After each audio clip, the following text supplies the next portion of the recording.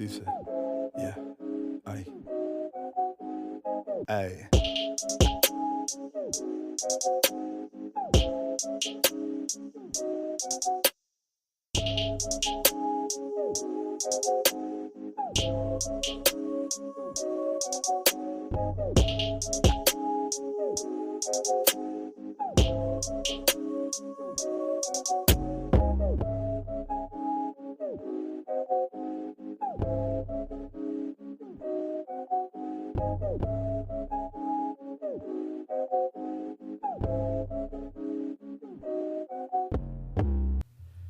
On this episode of FYI, I Am Damaged, what happens when the person you thought you spent forever with suddenly isn't there?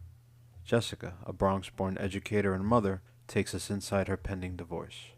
The shock, the anger, and the raw fight through the 5 stages of grief. But here's a twist. In losing love, she found herself. This is not a story of endings.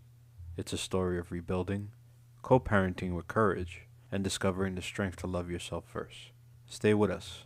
You don't want to miss this journey. And let's get on with the show. This episode brought to you by Cultura Cigars. Check them out on IG, all one word, Cultura Cigars. Hand-rolled cigars made in the Dominican Republic. It's more than just a cigar. It's a lifestyle. Welcome to another episode of FYI I Am Damaged. I'm joined by Jessica, an education specialist. Thank you for joining me. Our topic of discussion is divorce.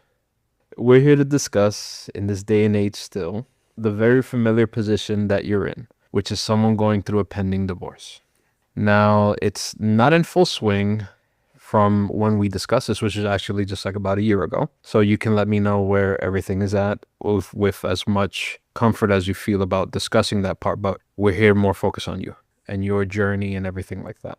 So we're not here to delve into all of the specifics, but more of your experience and mental health journey as a woman, mother, former partner, to someone who is coming to terms with their marriage coming to an end. Tell us about you as a person, so my listeners can get a scope of who you are. I've known you for some time and have nothing but love and honor for the honest person you displayed so far.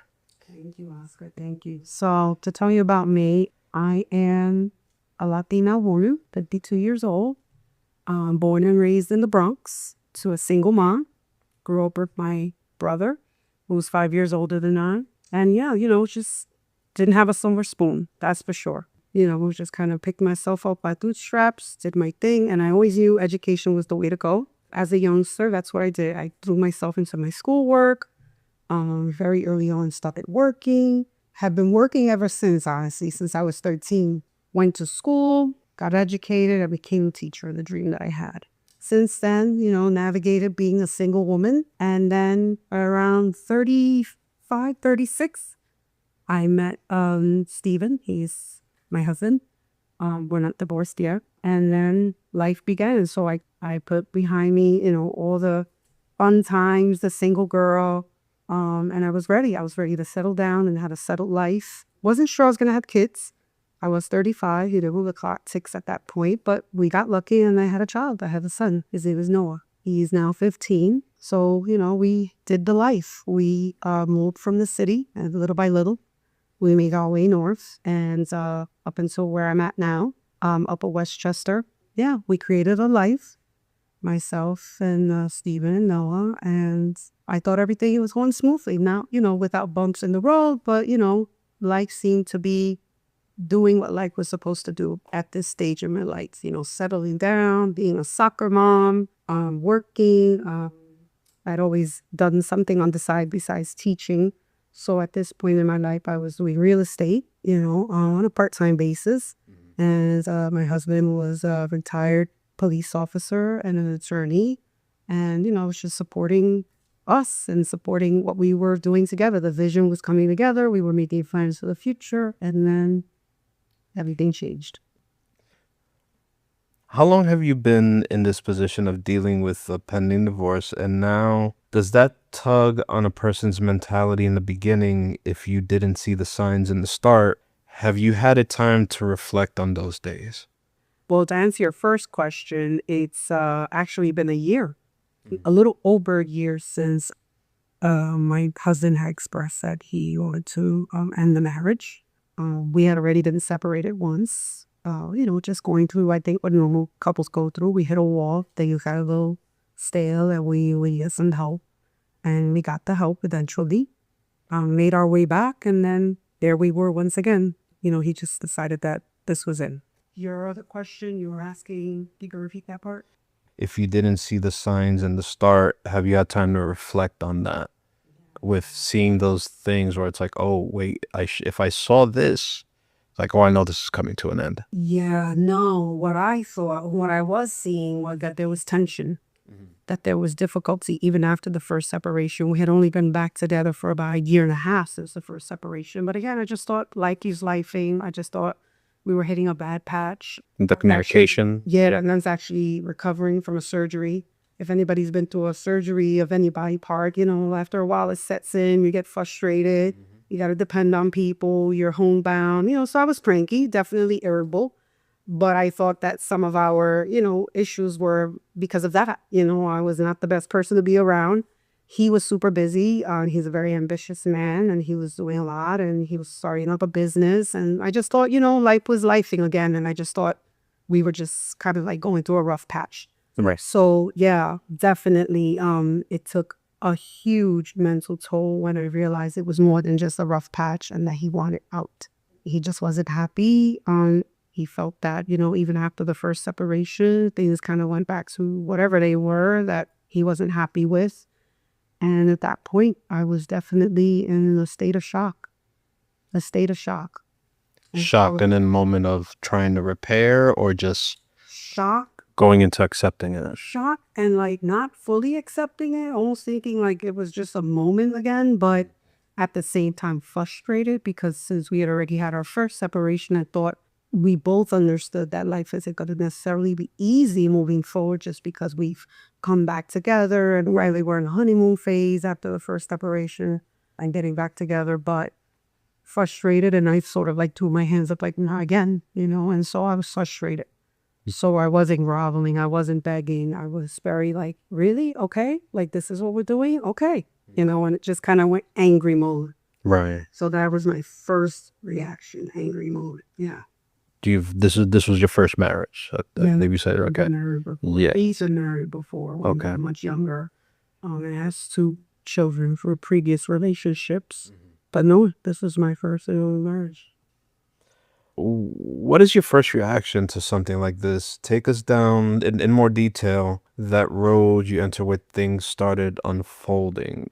How did you feel that reaction? And because a lot of people go through this, divorce is very prevalent. That first reaction, a lot of people keep it to themselves. Can you reflect on that? Yeah. So like I said, initially I was feeling very angry, very disappointed.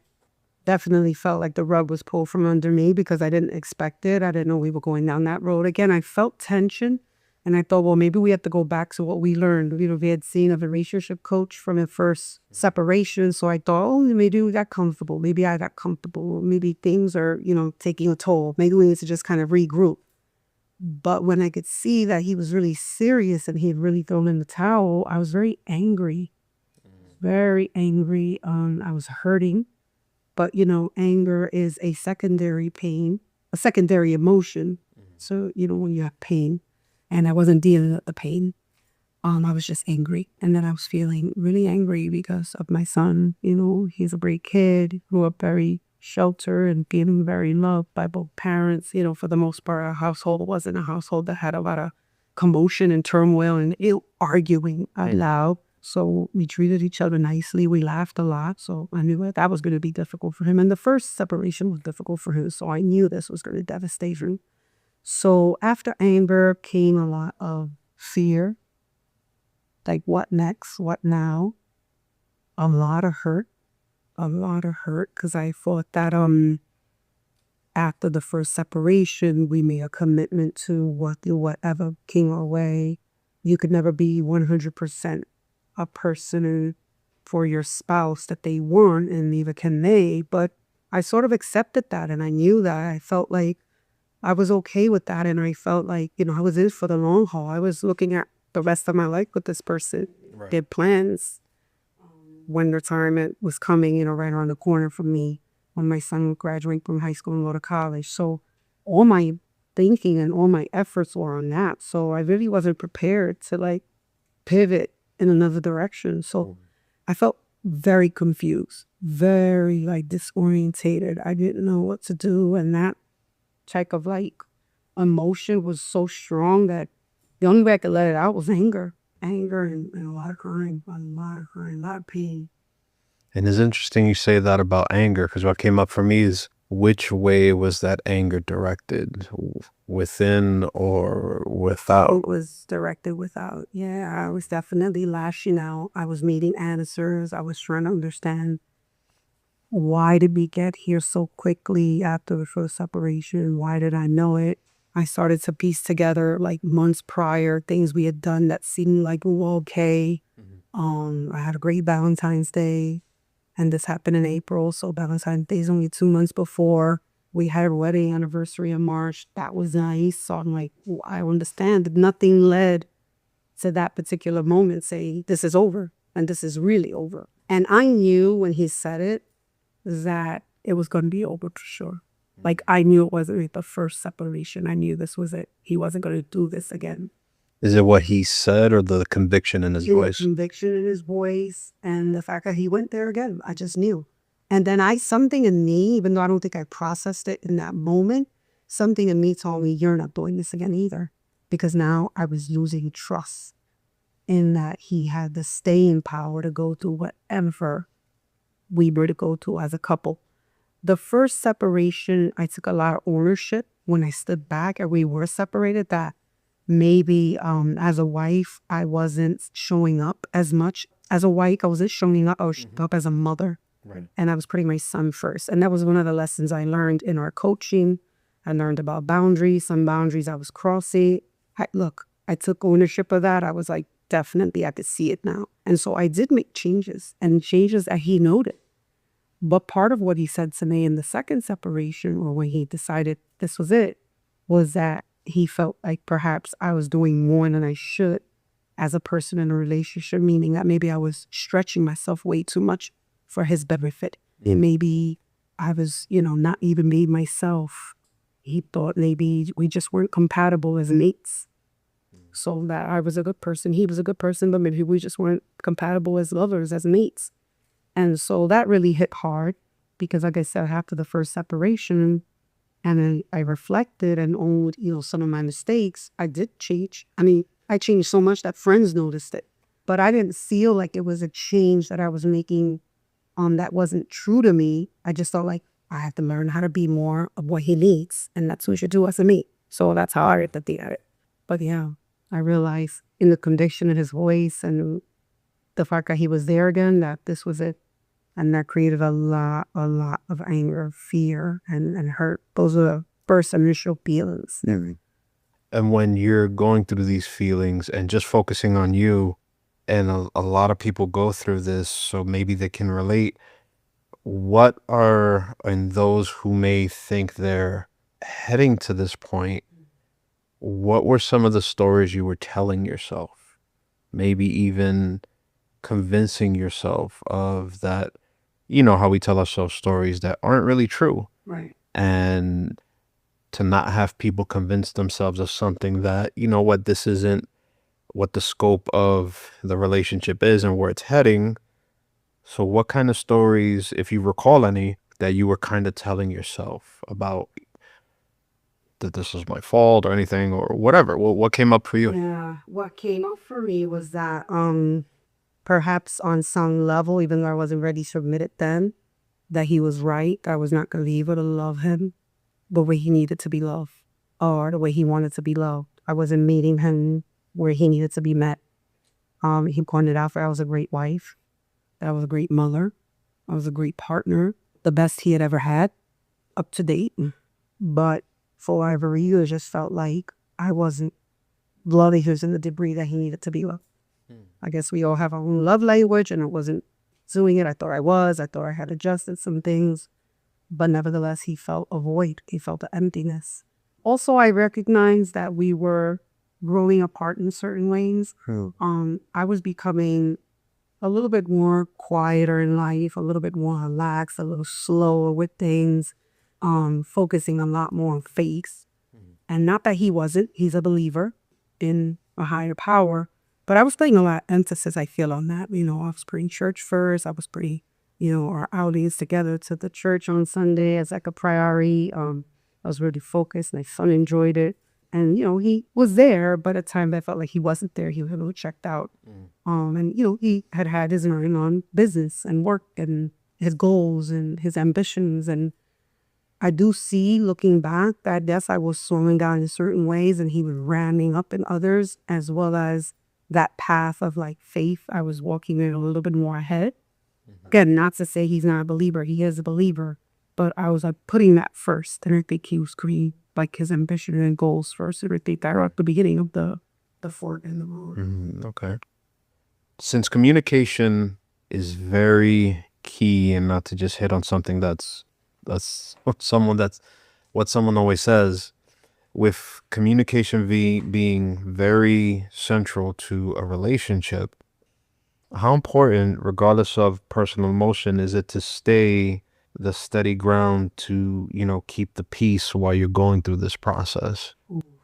It is very important. I mean, obviously it's tense, it's emotional, and when you have kids involved, you have to be adults, right?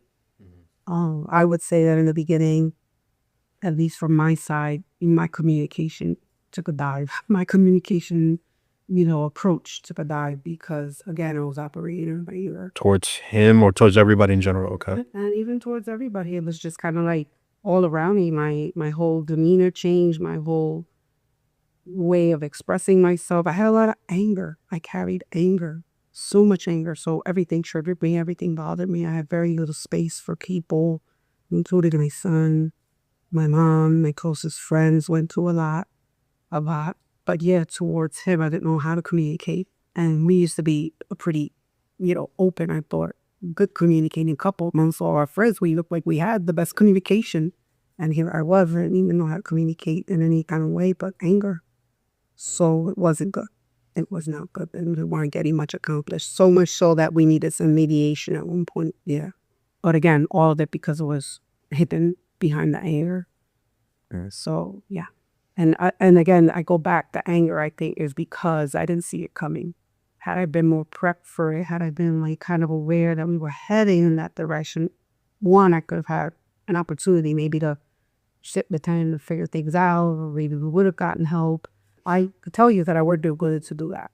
Where my head was and the way that I wanted to be in my life and in my family over time, I definitely could have done that, but I felt like that wasn't even there. So, I'm mad at that.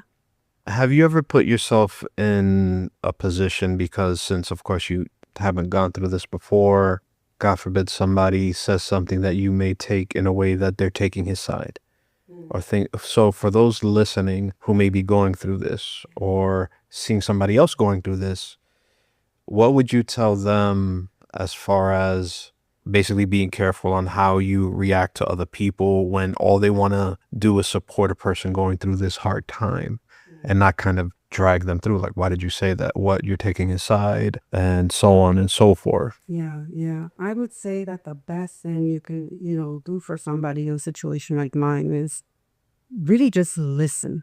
It's not about offering advice. It's not about offering what you would do, because quite honestly, we could all sit here and say, I would do this, that, and the other. But if you haven't walked in those shoes, you really don't know what you would do. It's just like parenting. I thought I would be a certain kind of parent, had a kid, and all the things I said I would, not all of them, but many of the things I said I wouldn't do, I have done. So when you're faced with that, the whole nother ballgame. It's different in theory. But, he has his side, right? I had mine. Right. And not to invalidate his or invalidate mine. We're coming at it from different perspectives. He knew he was going to make that move. I think he was checked that way before he actually made that move. So for him, this process wasn't as difficult, because if he's already mentally in that space, like, hey, I'm going to check out, it's just a matter of when. The acceptance very prepared. He already accepted the end of the marriage. For me, I wasn't there. So that definitely took me some time to digest and figure out. I felt really like disorientated. like a dizzy spell came over me. And I didn't know what to do with that because, again, my life, I had already planned it out. I thought I was going to go this way. I actually was okay with the fact that we had a separation. I thought that was good for us. I thought that was great. I thought that rejuvenated us. I thought that made us take a moment, step back, look, reacquaint ourselves. So for me, I thought that was like a good thing. And some of my friends that saw us together after our separation thought we were better. I thought, again, just having a rough patch, going through my surgery, recovering. He was working, we're all moving in different directions. It's just stress. Didn't see it as the end. But yeah, for somebody that wants to support and be there, I think the only thing that they can do is really listen. And unless they've gone through it themselves firsthand, not watch somebody else, but themselves, Right. I think keep, a lot of the judgment to yourself because it can be triggering and it can really, set you off. And it's interesting that you mentioned about with the communication part of when couples are in that realm of stress. When you guys were stressing with stuff that didn't have anything to do with each other, was that communication there of walking in the door and, as hokey as it might sound, like, how was your day? What did you go through? Oh, you went through that. Tell me about it. Decompress with me so that we can move forward positively. Was any of that going on? And if it did, was it helpful or it's just it this? I think it was. We had always checked in with each other. We always had a sensitivity about, asking about each other's day. I know I did a lot. And Because I knew he dealt with a lot of stress, being a real estate attorney, a busy world, plus trying to make a business. He was always at functions, networking events. I was busy too, right? I was a teacher. If I was working in real estate, I can real estate on the side, part-time. If I was working a real estate kind, that kept me busy, plus all the other things I did for the household and my son. That's a job in and of itself. I always said my job started after I got home from work because those are the things I took care of so that he could do what he did. So we both had our commitments. But yeah, we would check in with each other and we would sit with each other, at night and just think out, maybe watch a show together, talk. We tried to catch up. Did we always do it? No. But then we would take time, maybe grab a dinner, try to incorporate that quiet time. But yeah, it was a challenge, but I think that we did check in with each other. I just, I think there was some little by little over time, and he saw it more than I did. Maybe he was more in tuned. I'm not sure. It just wasn't getting what he needed, but he got there before I did in terms of or I don't think I was gonna get there. Honestly, I was just living. I was in the open. I was not. So he just got to a space where he was just this is not it for you. I'm not happy. while you were still holding on to the plans of from marriage to the end, yeah. With how everything started and what you were going through and where you're at now, how have you been able to walk your path in life and, to your credit, not fall to pieces? Well, I have to say, I had moments where I was falling to pieces, so I want to start there. And those are the moments that nobody ever saw. Those are the alone moments. Those are the moments where, it was effort just to get out of the bed, to get to work, to come home, to have space for my son, tend to the house, tend to the dog, and be there for my mom, all my other responsibilities, right? So there were moments where I fell to pieces really bad, and I didn't think I could make it through another day. Through the grace of God and leaning on Him, and I became very active with working out, being in the gym, part of a community called Forgive to Live that, processes healing and was surrounded by great people to help me through that. That was where I felt like I could really, just kind of lean and try to move forward. There were times I didn't recognize myself. I didn't think, the day would get better. You lose a lot of hope. You lose a lot of trust in people. You lose a lot of, just everything just becomes a blur and just one big, what happened? Yeah. It's like an explosion right before your eyes. Mm-hmm. The only way I could put it. Yeah. So yeah, tough time. But, I think that the biggest strength source was faith and really into God and just really at times getting down on my knees physically alongside my bed and praying to get me through it, Yeah, because I think that when you lose, when you know you're headed towards divorce, it is a death. And I heard that before, but I didn't quite understand it. And then I became very curious and read up on it. And the 5 stages of death are the same stages that you go through in divorce. So, there's anger, which I told you was in the beginning. Then there's like confusion, right, and denial. And there's deep depression that lasted a very long time. Then you're sort of processing it, and then at the end, you're just accepting it, and you're starting to like look and say, okay, new life. I gotta now pivot and reimagine a new life, and that's the stage I'm in now. Thank you. But it doesn't mean that you don't go through some of the other stages from time to time. There are times you go back into the depression. Right. There are times you go back into the anger. Something could trigger you. Even the person themselves, even if you're in a good place with the person, which I am now in a better place, there are moments, and I just keep that to myself. I won't display it like I used to before, to him or to others. Yeah, I go through those stages from time to time, but I'm not stuck in those stages. Right. So I'm glad we had that break from when we originally wanted to do the interview and you wanted to speak your mind about what you're going through. And that person, I don't even recognize. I don't see that person from before who was there and like, I'm going through this. And you see that air of like, and like, I want to speak my mind. Right now, it's no, you look like you want to live in peace. Yeah, I do want to live in peace. And that's been the ultimate goal. Like, that's been the thing that I've been chasing. Because, and there are other factors that linger case of light in this situation that added to the pain. At the end of the day, I can only be responsible for my reaction to it. You hear that all the time and it sounds like whatever, but it's the truth. Is I can't change what happened. I can't change how he feels.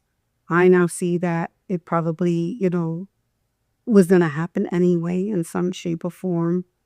I think that at the end of the day, it's reminded me that we have to be true to ourselves. And on some levels, that wasn't being true to me. So now that I see that, I'm in a place where I can begin to forget some of that, the rug being full from under you, and other ways that this played out with another third party, which I was very angry about, and that hurt, and still hurt. So I don't know that I'll ever be able to see that any differently. I can put it in its place and move forward. Right. Being a mother, I see is such a high honor for you.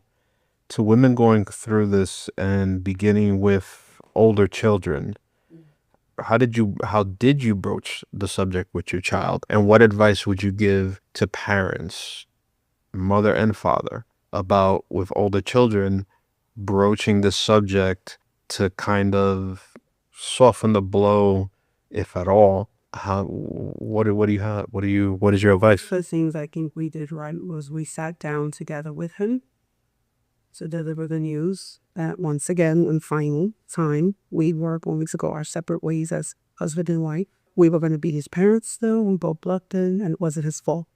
However, kids will only walk away feeling like they have some part in it, like they cause some stress to the relationship. And that definitely was the case with our son. I would definitely encourage and parents to seek outside help, professional help. And we did that in the beginning as a family, sat there with a therapist, and then later on got him his own therapist so that he could process what he is, because there are the big feelings around it towards myself, towards his father, and feelings towards himself, right? And so he needs the space and the place where he could discuss that free and not feel like he's betraying one parent over the other, right? Because that's the one thing they don't want to do, is make the child feel that way.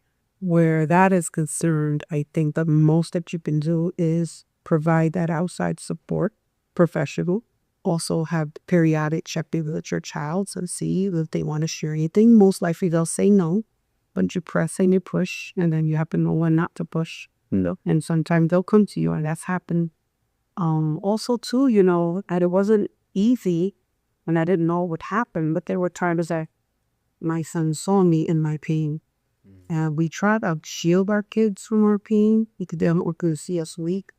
But at the same time, it actually is a good thing because they see you as vulnerable and able to have feelings, which allows them to have feelings.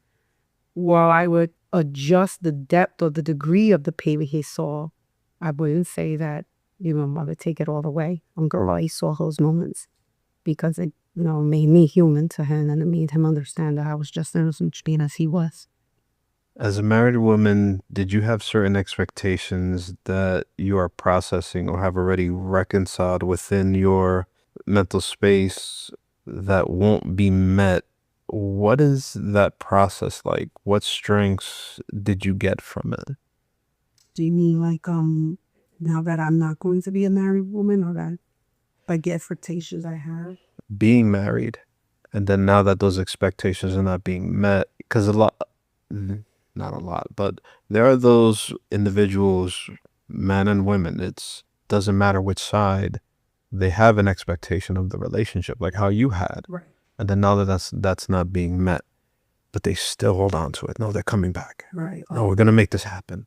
Right. And with that going away, what strengths did you develop within yourself to say, you know what, even though this is not happening, I have to keep moving forward? Yeah. Yeah, no, definitely. I had to put that to bed. That wasn't easy because part of my identity for the last 16, almost 17 years was being a wife, also a mom, a homemaker, right? And all the other hats I wear, but definitely a wife. So I didn't know how to, I don't know, we're still learning how to navigate being a single woman all over again. My Roma was a wife. I wore a ring. I was a wife. The world knew it. And I like that. I like that role. I like that title. And so now not having that, yeah, it made me feel sort of naked, like I didn't have direction. So the strength I gained from that novel is that it reminded me to kind of go back deep into myself because we're not just a wife, a husband, a mom, a son. We're who we are. So now it's making me look back at who are you and question deeply, like, what are the things you like? What are the things you want to do? It's kind of like a rebirth. Honestly, I've felt throughout this whole process, just like birth is messy and bloody and nasty, I definitely felt like it's gotten so messy and so hard and so difficult in order for me to like kind of grow again and reborn. Yeah, just trying to find a new identity, like because that's the identity I gave myself for so long. Just like when I was single, right? That's who I was. You have to now make space if you're going to get married for another person, sharing space with them, and wearing that hat. So now it's like going back to that person prior to being married and being single, but with a different mindset, right? Becoming married now. Sure. Learning more lessons in life. So yeah, the strength is just that you have to kind of go back into yourself and get to know yourself. I'll be interested to know, do you think you put each other, or maybe you put him with what you described on a pedestal? And in the sense of you putting somebody on a high pedestal, but the way you're going about it, you're basically digging a hole for yourself. So then you become out of reach for each other. Mm. Do you have any insight on that, if you've actually done that? I think that, I had great respect for my spouse just because he was a very, smart man, ambitious man, someone who was high demand from people, gave the shirt off his back, he coupled the people. So I definitely held it in a high regard, just like others did. I also felt like I brought a lot to the table too. And, a lot of times people get caught up on titles. People get caught up on degrees and they, because somebody has this title and this degree in this profession, that they're somehow above other people. They're not. And so a lot of times what would look like to people like, he was the one that did this. He was the one. No, it was done together. We were a team. I contributed just as much. So I didn't sit around just like a pretty girl, pretty trophy wife and just let him do all the work and, just stay home and, watch soap operas. It wasn't like that. I did the work too and I couldn't and we were a team. But yes, I did put him in that space because I saw that he was that kind of man and he was a provider and a doer. And so I gave him that cheer, right? I was a cheerleader. But, I gave myself the credit too. And I think he did too. I can't say that he didn't. But yeah, I definitely held him in high regard. I did. I don't know if that made it harder or easier to like kind of reach him. Maybe we didn't. I don't know. Well, something to reflect on. Exactly. That's just about to say it's a good reflection point so that if somebody is doing that for someone, basically always rolling out the carpet for someone, breaking their back for someone is like, hey, wait, hold on. Mm. Is it a two-way street or am I going down a road I can't go back? That's right. And then it leads to, then they're going to say, wait, why is it ending like this? Mm-hmm. You didn't recognize your own signs. Yeah. Yeah. Well, no, it's a great reflection point. A lot of people may need to do that if they feel themselves in that position. It's a great point. How have your friends and family reacted, and what role have they played in your journey? Let me tell you, my friends have been through this experience with me.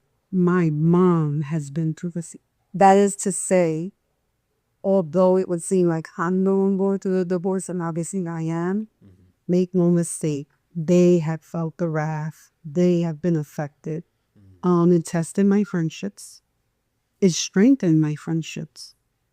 It paused my friendships. I got rid of friendships. I added new friendships. I mean, I can't even tell you. That piece, I could go on and on about just that alone. Because I didn't know that when you get divorced, there would be such a ripple effect in life. That never occurred to me. I thought what was going on was just between him and I. Oh, no. You got to take into account mutual friends. And not that you're asking them to take sides, but naturally, right? Some people do. Yeah. There are those that don't know what to do. There are those that stay away. There are those that are in your face. It's just such an experience. But your closest friends, they really go through it, Missy, because you're in a state of like confusion, questioning, doubting, mistrusting, fear. All your wounds are coming up and they're there for it all. It's not easy. I say that I have the best friends, two in particular, and they know who they are. There were times I didn't know if like we would make it to the end, even as friends, because of the impact that my divorce had on me, men had on the relationship of friends. My mom, what can I say? She's my mom, right? So she doesn't want to see me suffer. She doesn't want to see me go through it. She's had to deal with my mood swings. She had to deal with, can I ask her? Can I not ask her? Is this a good time to ask her? Is this a good time to bring it up? She's sending me not the book about. I mean, it was just like, she didn't know which way to go. So I think that when you ask about the people in your life that are affected by your divorce, that's a huge one. They are very greatly affected. They see you transform. That rebirth I was talking about, they see it in action. Wow. They also tell you, give it time, it'll pass. And sometimes at that moment you don't want to hear that. Or you don't see it, so you're angry at that. Yeah. But that's the truth. The fortune cookie advice. Yeah. The fortune cookie advice. And it is true. Give it time. It will pass. Take your time. Don't rush it. But when you're in that much pain, you want to put a Band-Aid on it. Hell, you put a little piece of paper on it if you can. Whenever you can to stop that burn and stop that bleeding, you'll do it. And again, unless they've gone through it firsthand, they really can't understand. You know that it takes a toll on them. So then you get to a place too when you're trying less and less to put it on them. So then now more and more keeping to yourself, more and more you're going through it alone. But there's something to be said about going through it alone and how going through it alone does actually build your strength. So even in the weakness or what looks to be the weak points, that's actually strength. Because if you can wake up the next day and do the things you have to do in light of all of that, that's strength. And I had to tell myself that and understand and say, you know what, that's actually strength. That's not weakness. Because to be able to even show up to work, to be able to show up and cook a meal, to be able to show up and smile to these people, or go to the local gas station, get coffee and pretend everything's okay with people, and run into the neighborhood. Or for me, my work is in the home. I work with children in the home as a teacher. I'm no longer in a school setting. I'm very, one-on-one interactive. I got to be present. I got to have a jolly spirit. I got to bring light to those kids and the parents. And it's like, there were times I did that, and then once I got in my car, let it rip, let it out. And I'm not exaggerating at all. So that was my year. That's what I went through. And it wasn't easy. And at times, like I said, that you didn't see when that was going to stop. So you throw yourself into many things. If you try this and you try that and you read this and you listen to that and you talk to this person and you try this activity and you just do anything to try like lessen the pain until you start to get to a place where you just kind of like settle and you accept. And I think once you accept, you start kind of like letting go of all the different inputs because you know that now you're accepting it and you just need to be in that place and in that space to take it in and make sense of it, but you don't need all the distractions. Right. And a lot of it is distraction, but that's what you're trying to do. You're trying to distract yourself from the pain. It's a very painful, painful process. Even if you've come to accept it and know that it's okay and that you should move forward in this way, it's a very painful process. It's letting go of the lights. Yeah, it is. It's letting go of an identity. I'm all too familiar with that because going through my divorce in my 20s, which if I hear anybody saying that and talking about marriage, and I was like, don't do it. Don't do it. It would be right now. If anybody came for me, I would not be the best person for it. It's like at least not in your 20s. And it's like, I call it I do call it it's a experienced mistake, and It is not for the weak. it is not, And it is not because for those that can't stick it out. and I was going through a divorce right before I met RG. And, she had her worries. Was I going to go back to her or say, oh, no. I told all the stories about what was happening and this and that. I'm like, I am not going back to that shit show. Like, no, I want to be with you. It's And hard for the next person to understand you. yeah, I imagine. I mean, because they can't feel what you feel. So to try and convince them. So to go through that and then having the person going through those feelings, not acknowledging your feelings and only working off of theirs, and then the anger, and then, no, but I love you, and you don't know what to do. I'm like, what the hell is going on? And I've never been through it. Oh. And then I'm like, I don't know what, I could tell you stories. And you would be like, wait, you were considering what? So yeah, it's those, those feelings of trying to get past it, and you find a moment of joy, and then something just takes your feet under you, and you're like, what the hell? Like, when am I gonna find happiness with someone? There were times in my dealings with my and he is still because he's separated and not even legally separated yet. But agreed upon separated. There were times where I was gonna see him and I was gonna be fine. And then the minute I saw him, my whole demeanor changed, my whole, interaction changed, and then there we were in order fight. And in my head, I really thought I was good. I thought I was ready. I thought I would pass it. I wasn't past it. Because I would feel that way if I didn't see him because the pain was still so raw. Yeah. It's only now that I could interact with him and see him.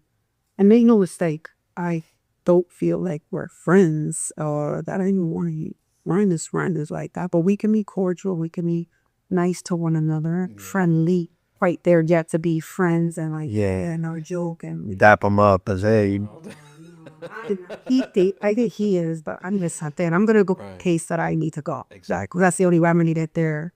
Yes. Though authentically. Yeah. And before that, I think it was being forced, and that's why I was fighting it so much. But yeah, I thought I was gonna show up one way and I'd show up another, and before I knew it, like I said, that was nasty. That spiral. Nobody ever wants to be like that, especially a child involved. That honestly, to be quite honest with you, ask a lot of times the pain was about the way the relationship unfolded between us. Because if nothing else, I thought at least we'd have that intact, a nice friendship.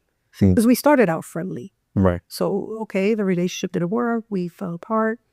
They need to still be some sort of friend, right? At some point. And I wasn't feeling that because there was another element to the story with a third party that I later discovered. And that really changed the whole way I viewed the divorce and the separation. And I felt the sense of betrayal. Right. So that definitely changed the dynamic of how I saw the divorce. Right. Whereas I think I was kind of like starting to make peace with it and understand it and sort of accept it, even though it might pain. But once that came into play, it was like, whoa, that gave me a stuck fear. Trying to reconcile a betrayal, it's not easy, and some people can't. And, to his point, and because he can't speak for himself, he's not here, right? He doesn't view it as such. I do. It was a familiar person. It was someone who'd been in my home several times, enough times I could count. And it happened rather quickly. Their union after us. So of course it still felt like betrayal. Right. And again, this is from your perspective, and this is not something that is going into a legal document or anything like that. It's just your perspective and I'd be remiss your if I didn't purview. explain that piece so that your viewers understand why my take on it was so hard. Right. Because like I said at the beginning, angry, Yeah. upset that the relationship was ending, mad about it, felt deserted, felt abandoned, all those things. But then later on, knowing the other piece of it with the third party, that made it a whole nother situation. And Of course. that actually ignited the hurt and the pain Right. and made it worse. Because it doesn't. Because now I was piecing things together and I was educated and trying to connect dots. And then like it couldn't make sense why we were happy of just a month we're bored, 2 months out, now we're not. But then right away you're with somebody else, or there's somebody else that I know that I've seen. That's very confusing. It's not like the whole thing didn't start with that genesis of like, oh wait, who is that? Right. It's so a lot of people don't get that. It's like, okay, if you learn this after the fact, okay, you're gonna still have feelings about it. You're gonna still have processing about it, and it's a whole nother. And yeah, and honestly, Oscar, like been the hard part for us to be able to see eye to eye, because again, in his definition, it's not betrayal, in mine it is. And yeah, not in the sense of like, oh, it overlapped, like he was in an affair or while we were together and that Right. they broke up. Yes, no, it wasn't that. I mean, Yeah. that's what I'm told. Boy, it doesn't make it that much easier either that everything happened so quickly. Right. I mean, with a very familiar person. Right. That doesn't really help. It's always perspective and perception. Yeah. At my perspective, is still true. Right. Okay. So yeah, so that makes it hard. With going into your upswing and I see it as a revitalization, because I again, like I said before, the woman I saw a year ago isn't the woman that's in front of me right now, and I see a stronger woman. It's nice to hear. I've even though we haven't gone into ins and outs of knowing each other as how friends would, but I did see the person who you were. And I always look for the genuine person, regardless of what they're going through. Yeah. And because I've been through those emotions and those swings, and then seeing how you were before to seeing how you are now, I'm like, you look better than ever, stronger than ever. I'm being strong. And I would see like your look on your faces, even if you were mentioning that, hey, how are you? And then you start talking about it, and then your face would just change. And then it's like, that's not the case now. Seeing you now is just like, oh, wow. And I'm like, yeah, I'm glad I waited and not pushed the interview. Yeah. I think there's more to share, and I'm glad we did. Yeah. So by going through that, what strategies or practices have you, and I know you mentioned some before, have you found helpful in maintaining your mental stability through this process?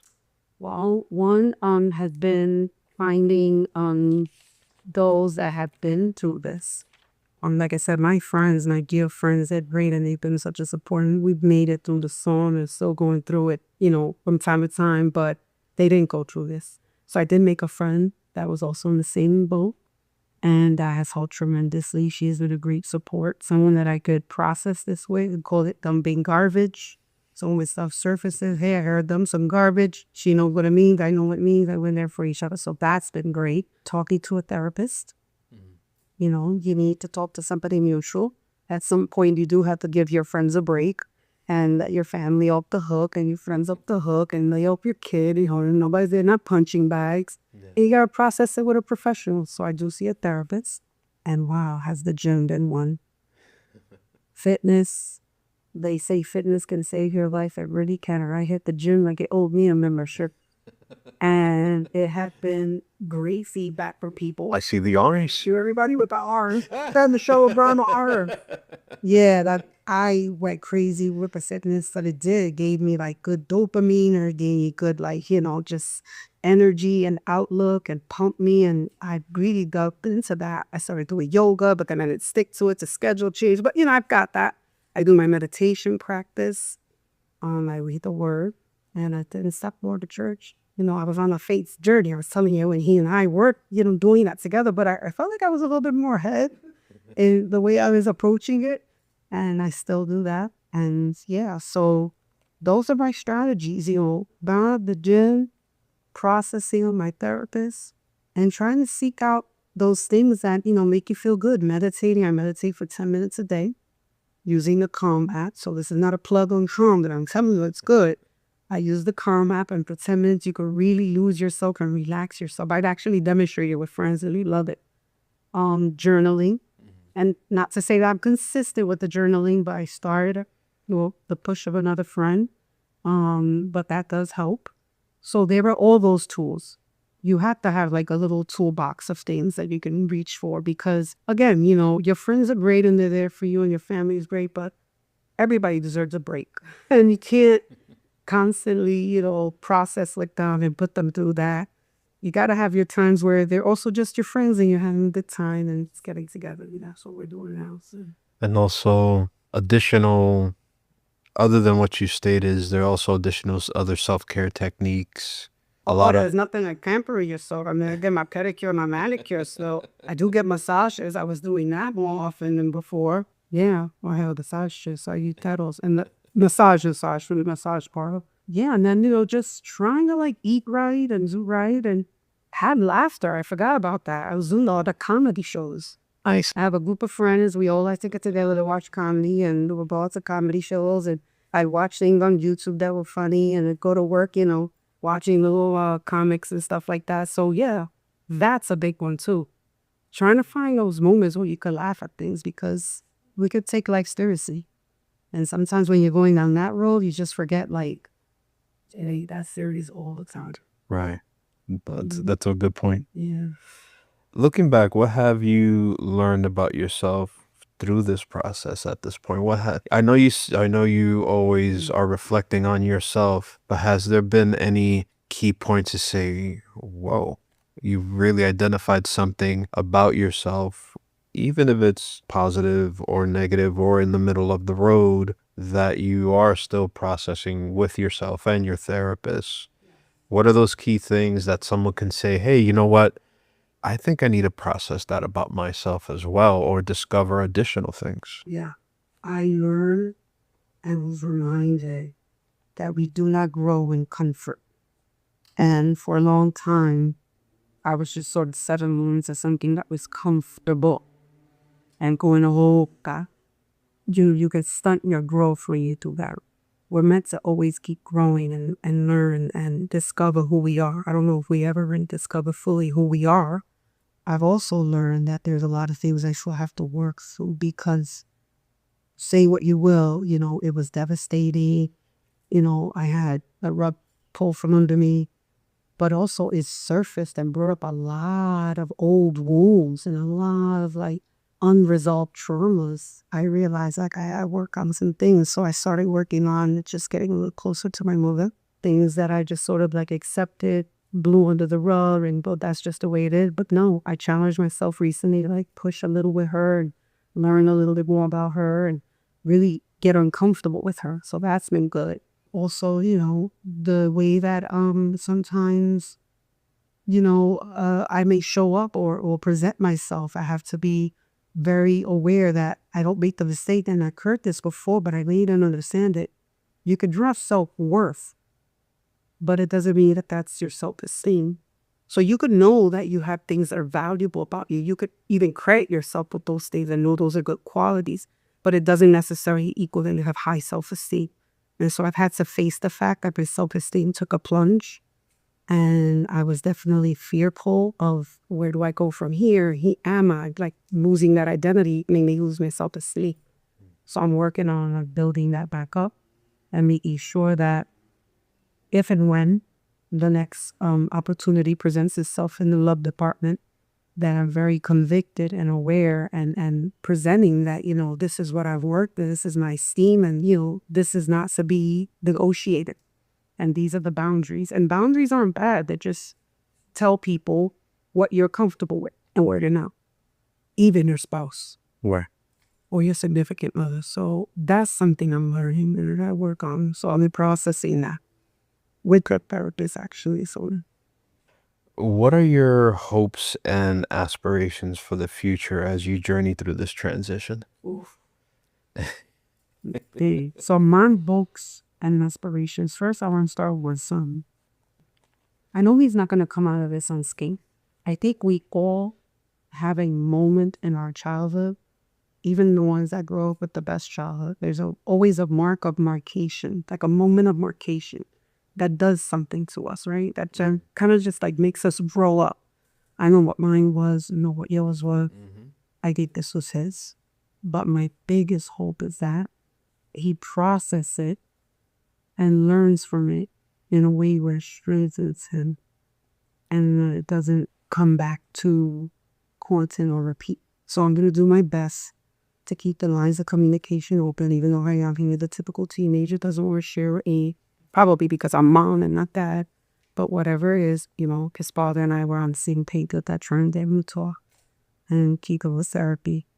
So that's my biggest hope, because I don't want our mistake, or not, I wouldn't call it a mistake. I don't want what happened with us to damage or mark his life. Right. I want to be able to love and love healthy and love, with choice and not good of like trying to make up for something that happened in childhood. Right. As much as I want that, that's what I pray for.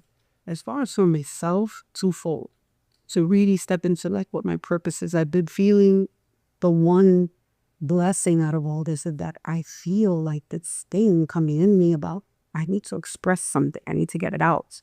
I need to share. Maybe this is a beginning that I share this message. The feedback I get from people when it comes to my strength that they see that I didn't really see myself. I wasn't crediting myself. The strength they see in me physically, at my age, they say, because, I'm a certain age, that like, you look brave for your age. So that is something I want to see if I could do something with that.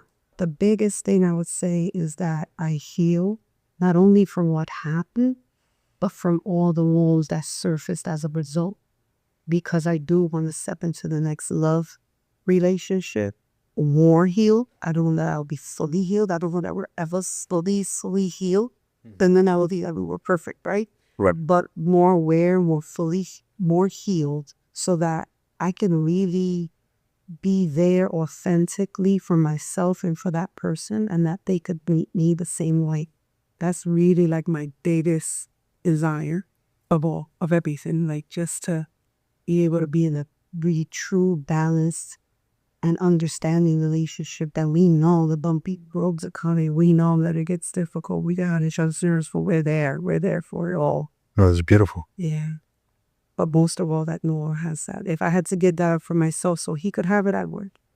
That kind of, it pulls from your self-healing, and then that turns into a vicious circle. Because I had a friend who would say, if my kids are good, I'm good. Oh, okay. But kids are sponges. And I said, no, I don't see that as you doing for yourself. That's not growing yourself in a positive way. And then how you're good, right? Yeah. right. So exactly. So that's where I was learning my whole refocus as to, okay, it's not really that bad putting yourself first in a selfless way. Because it's true, is would you rather have two people hurt or someone hurting for a little bit while you heal yourself and then you get to them? So you don't that's been my deal of, okay, no, I got to shift this. I have to work on myself. I have to work on myself. I have to work on my happiness regardless of what I've been through. Right.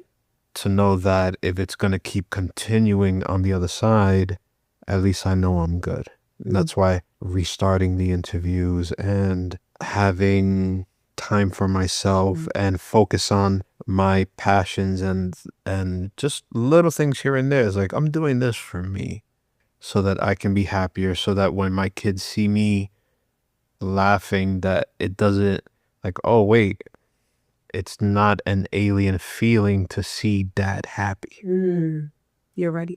You know what? I have to go back on what you just said. You're right, because I know that I remember thinking when he was seeing me sad all the time, that as much as I try to hide it, I couldn't. I remember feeling my body as having an impact, as having an impact, as having an impact. I gotta do something for me, but I show up more happy. And that's what I was doing. So I was spending a lot of time like doing things I enjoyed and taking people up on offers to go out and do things and enjoy. So the time it was just going to the comedy show, going to grab a bite with a girlfriend, or getting together with a group of friends, or entertaining here this summer. Yeah, so you're right. You do have to do that. In fact, they say you have to put the oxygen mask on yourself first before you put it on your child. So you're right about that. That's great to hear, and that's amazing. And moving on, how do you envision rebuilding or rebranding your life, finding happiness post-divorce? That's kind of where I'm at now, Oscar. I'm trying to figure that out. What is my next move? How do I get back now? How do I give to the world, right? I've been a teacher for so many years, and in the next few years, I'm looking to retire. So, what is it that I want to get? And I think it has something to do with sharing my story. It's something to do with fitness somewhere in there. I think about that a lot. As this whole journey of rediscovering myself, because I didn't think I'd be doing this in my 50s. Honestly, I had my life very neatly packaged, very neatly planned out. But as they say, you could plan your life, but the man who says has a better plan.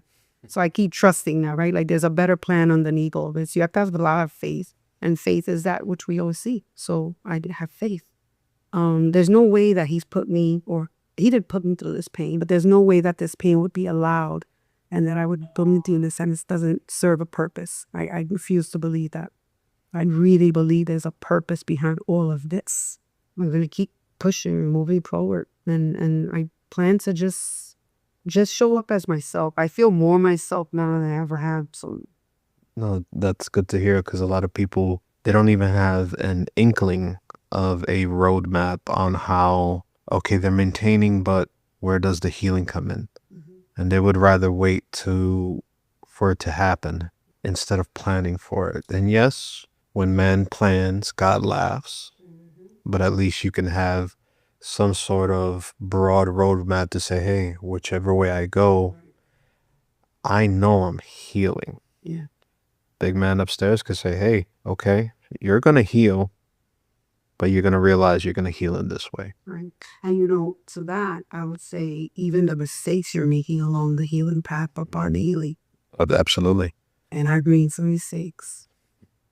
And trying to put the Band-Aid on and trying to, heal this way and that way. I've made my mistakes. But even those mistakes, I've sat with them and I've reflected. I'm like, okay, all right, so we're not going to do that again.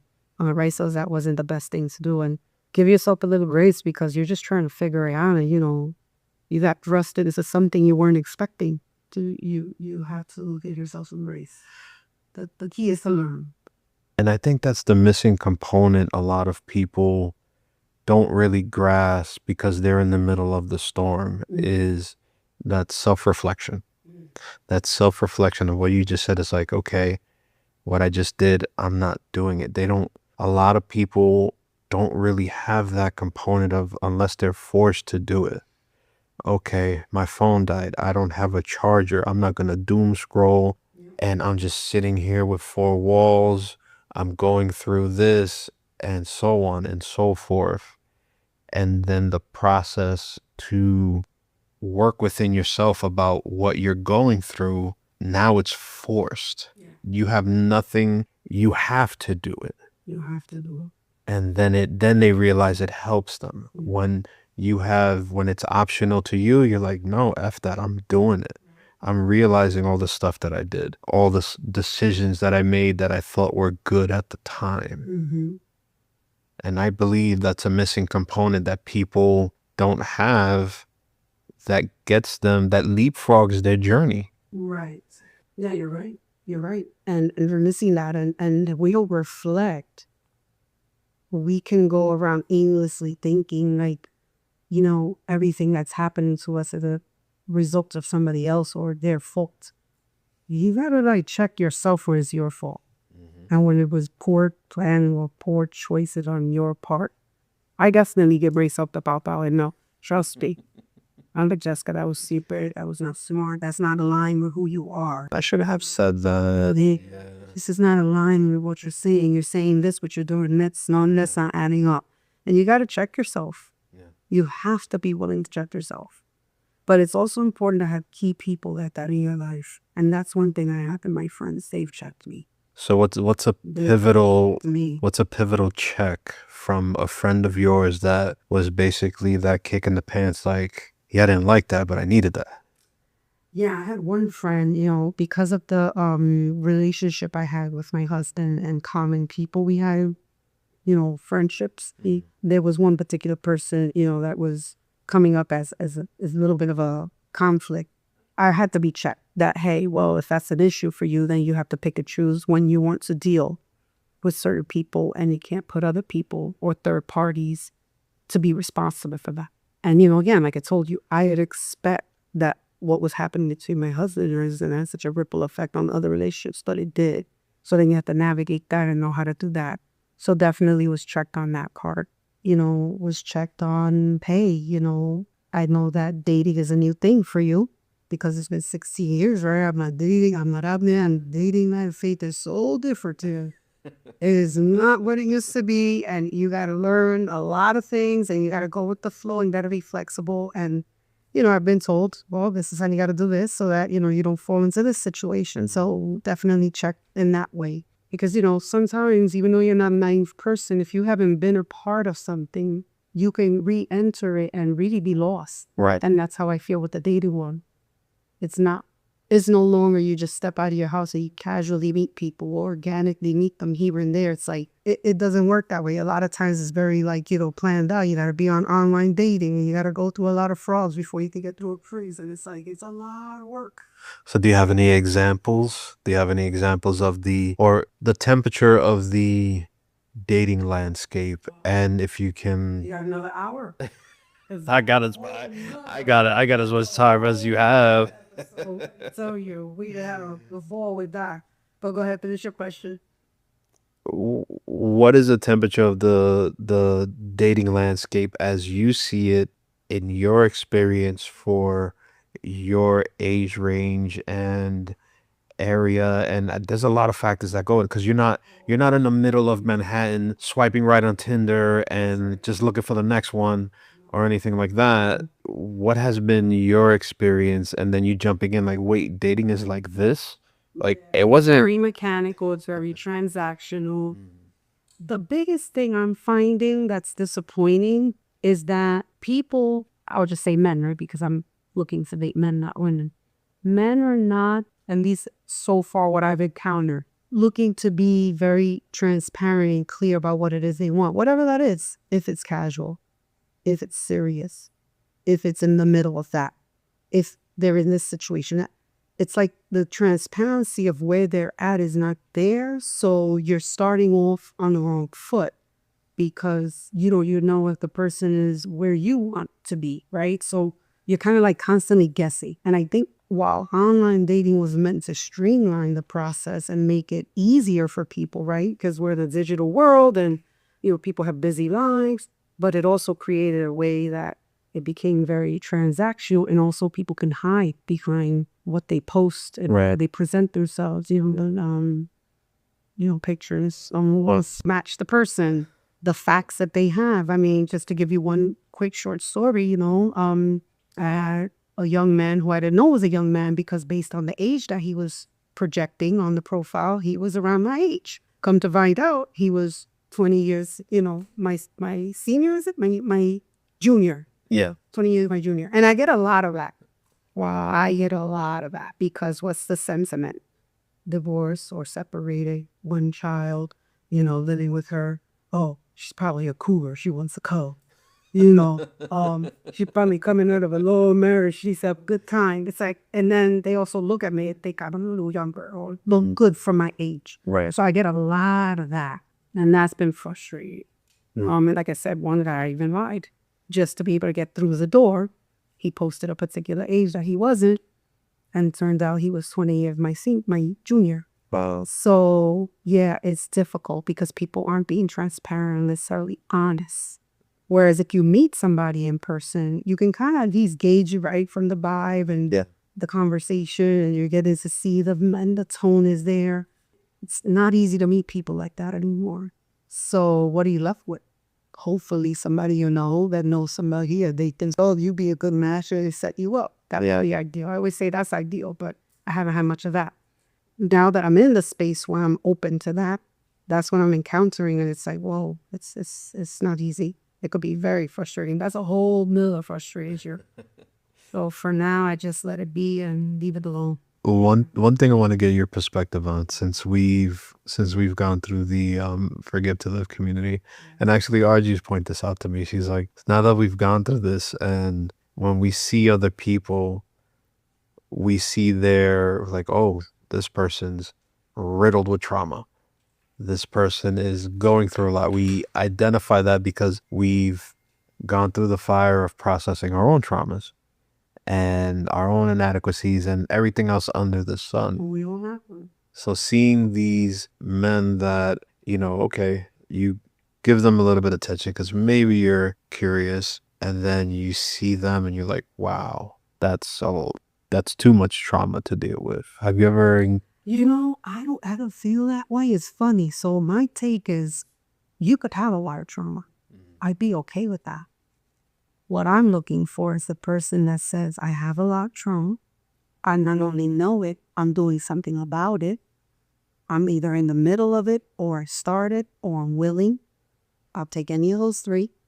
And, I would know then where to position myself in that person's life based on how much I could absorb of that. Because, right, I'm still doing my thing. So it's not looking for the trauma-free man. That doesn't exist. So the trauma-free woman. But the guy that knows I have wounds, I own my wounds, I know my wounds, but not only do I know I'm working on that, I'd be happy with that. That vulnerability. Yeah, that vulnerability. Not want somebody sweeping it under the rug. Yeah. No. So I feel like I thought as I was going through this process that I had to wait to get over a divorce or over my pain to start dating. And I had a lot of people say, no, like you should really put yourself out there. You should really, you're a great person. You're a great girl. Like, why should you be alone? And I felt like, oh, that would be terrible to bring all this to somebody, right? Right. And I felt like it was baggage because say what you will, I loved my husband. And we're still working through that. It didn't work out, but I love to, so I'm not going to deny that. But my point is, if you're doing that and you're coming to the table that open and that vulnerable, you need it in return so that it can work. I think you don't have to be fully healed. I now understand. You don't have to be fully healed to be able to be with somebody else who's also not fully healed. But if you can both be transparent, honest about that journey, you could kind of like walk it alongside each other. Let that person deal with what they're dealing with. You're dealing with what you're dealing with. You're coming together, but you're not creating more trauma on each other, right? That's trauma bonding. I think trauma bonding, or if they say what they call it, comes from when two people are being honest together. I never heard of that. Trauma bonding. Tell me about it. So trauma bonding would be you have a trauma, I have a trauma, and that's how we connected. And you just like opposites attract. Sometimes people are attracted. And are you beating each other up about the trauma, or just going through it? And they have a trauma that you recognize and you don't even know it, but they didn't reveal it to you. Right. But there's something in them you see pain in them. Yeah. And they somehow see it in you for whatever reason that attracted. But if you're not talking about the trauma, each of you, then all you're doing is bonding over trauma. You're not healing over trauma. Causing a different form of trauma in a relationship? Or, causing a brand new trauma or really reigniting those traumas in a bad way. My thing is, we all have some trauma. Like I said, my son was marked by something, and it was this. When he's older, that's going to play out in his relationship to this. But if he's honest about it and he talks about it, he learns now that it's okay to talk about it, he'll find a person that is equally sensitive to it or maybe has gone through it and can help you do it. And that's all you could ever want. But somebody to hold you and your feelings. They don't have to fix you. They don't have to take it away. They never can. It happened. Yeah. But they could certainly hold space for you with it. And that's what I would want for myself and for him. So I've been showing up ostensibly. Like my profile is in. I had people question the pictures. They thought, the picture's old. I'm like, oh, that was this year. Like, do you look like that? I'm like, I look like that in 52, but I look like that. All the pictures are real. I'm like, and then they're like, your t-shirt, this, and all of it's real. So they're like, I guess that's not what they'll see, or they're giving the other side of it, where there's a lot of women that, and I'm not putting women down, not, but they're seeing women that are more focused on the exterior rather than the interior. Right. So it's like, what do you want, guys? And we could do a whole other episode on this. But really, what do you want? Because you say you want a good woman. What is a good woman? And I made a definition of a good woman. I wrote a whole entire essay about it. Bottom line is, it really does come from the inside instead of the outside.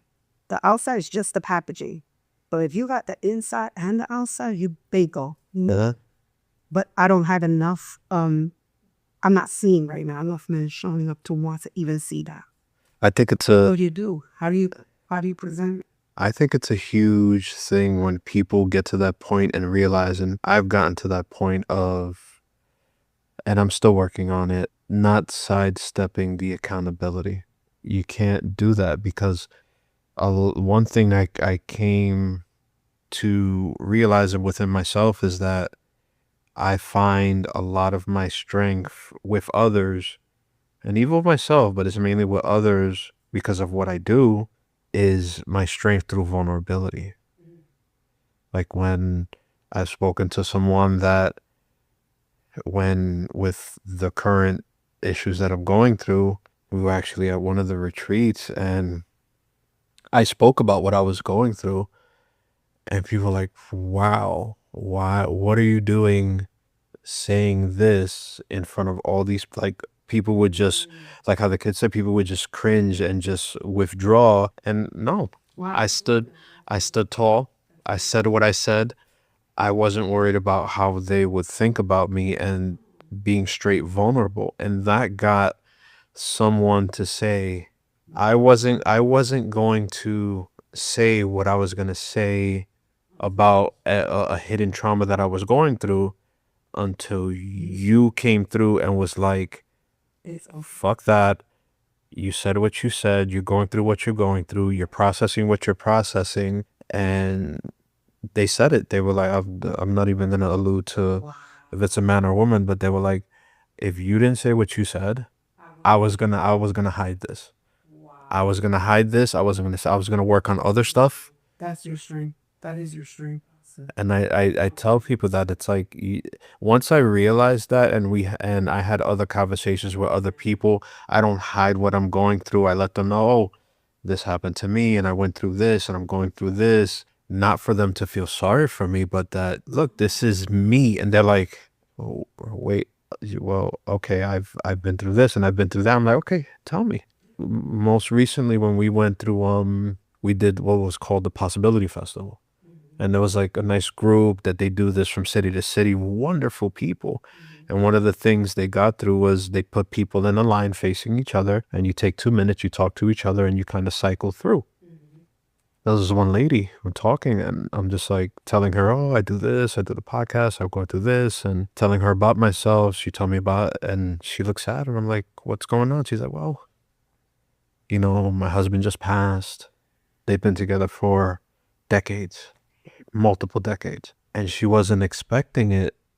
And I looked at her straight in the face with not even thinking of myself. I was like, tell me about him. Tell me about him. Tell me something good about him. She just started crying because a lot of people don't expect, one, the vulnerability, two, the attention and everything else. And that focus of, you want to know about me? You want to hear me? There's so many people that feel unheard, and people going through divorce feel like they're going through it alone. I felt like them. With the exception of the one friend of me. If I didn't have her, I think I would feel very, very.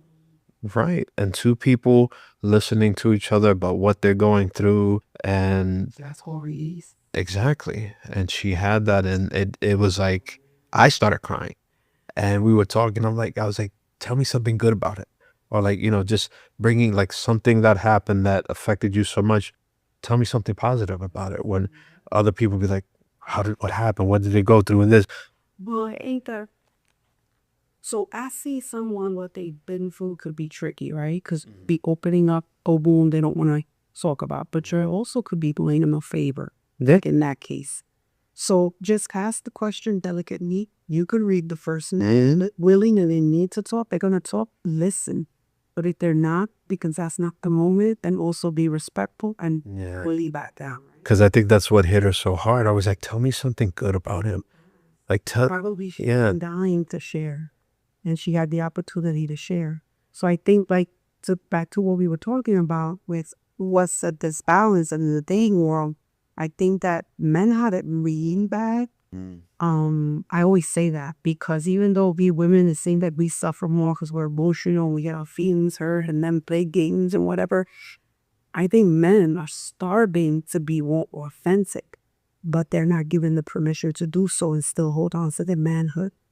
So if they could feel like they could be authentic but still be a man, then they would open up. So there are a few that are doing that, but it's not like on epidemic level. There needs to be an epidemic that men are talking, men are sharing, men are being open. And I feel like when I recently, like I said, started to allow myself to do this, I was like, oh my God, I'm still dealing or feeling when men are like closed up or not really being authentic or open. Yeah, so it's like I don't understand it. And then I'm very open and authentic and I said everything. Right. But then what does that do? That puts you in a position where what they want to take advantage of. You want to take advantage of for what? Like what early like so now just become I have to be more discerning. And that's my thing. I have to work on be discerning of when you're very open because you're trying to be transparent, but that the person on the other side is not taking advantage of that. Yeah. And that you're using that against you. They're really Yeah. either if they like you or don't, They don't have to like you. But just, let's just be grown adults and let's share that. So I just think I think men to have permission more.